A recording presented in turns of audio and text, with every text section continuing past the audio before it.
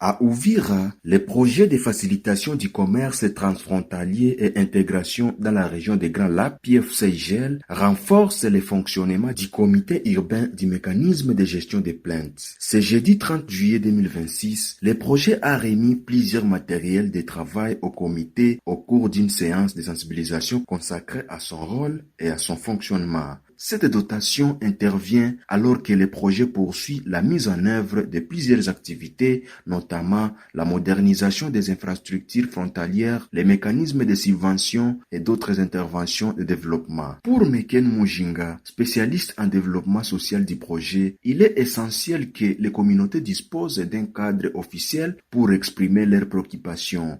Nous sommes réunis ici avec les parties prenantes, toutes les communautés.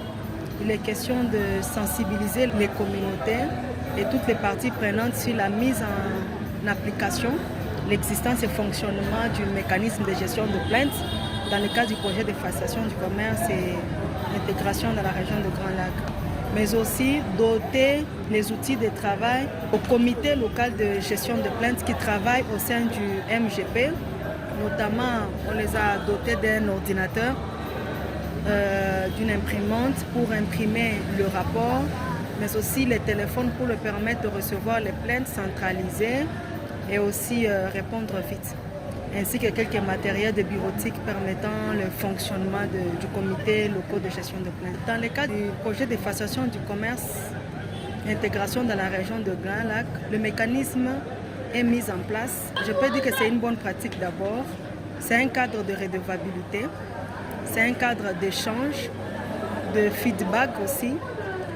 Dans la mise en œuvre du projet, nous recevons toutes les plaintes qui sont liées aux opérations du projet, que ce soit au niveau du poste frontalier avec les services aux frontières dans le cadre de normalisation ou le respect des procédures au niveau des frontières, que ce soit dans la construction des infrastructures socio-économiques de base, que ce soit dans le cadre de mécanismes de subvention. Toutes plaintes liées aux opérations du projet sont enregistrées et traitées conformément au mécanisme de gestion des plaintes du projet.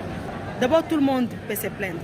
Toute personne qui est lésée dans le cadre de la mise en œuvre des opérations du projet. Toute personne insatisfaite dans le processus, insatisfaite dans la manière dont le PFCIGL est en train de gérer le projet.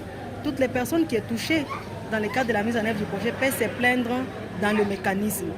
Mais celui qui reçoit les plaintes, comme je le disais, il y a le comité de gestion de plaintes qui travaille, qui est présidé par le maire de la ville, qui est le président du MGP. Il y a un secrétaire qui est membre de la société civile qui reçoit de plaintes.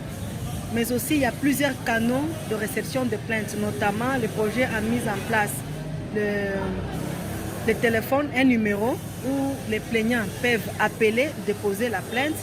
Il y a le boîte à suggestions où un plaignant qui peut écrire sa plainte et glisser dans la boîte à suggestions. Nous avons une adresse email où les plaintes peuvent être directement envoyées au projet sur l'adresse mail, mais aussi physiquement. Les bureaux du MGP sont au niveau, il y a 2 bureaux au niveau de la mairie. Il y a un bureau au niveau du chef de quartier, il y a aussi un bureau où les communautés qui accompagnent les projets, qui sont bénéficiaires du projet, peuvent aller déposer les plaintes et trouver la solution à l'amiable. Prenant la parole au nom du maire de la ville d'Uvira, Pascal Koussin-Zandulo, chef de bureau urbain chargé de la décentralisation et réformes institutionnelles, représentant de l'autorité urbaine, a salué cette initiative du PFCIGL, estimant que ces équipements permettront au comité d'accomplir efficacement sa mission de réception et de traitement des plaintes. Il a également exhorté la population à privilégier les voies de dialogue plutôt que les manifestations violentes lorsqu'elles rencontrent des difficultés liées aux activités du projet. À travers ces dispositifs, le PFCIGL entend promouvoir un dialogue permanent avec les communautés bénéficiaires, prévenir les conflits et favoriser les règlements à l'amiable des différents pouvant subvenir lors de la mise en œuvre de ces activités dans la région des Grands Lacs.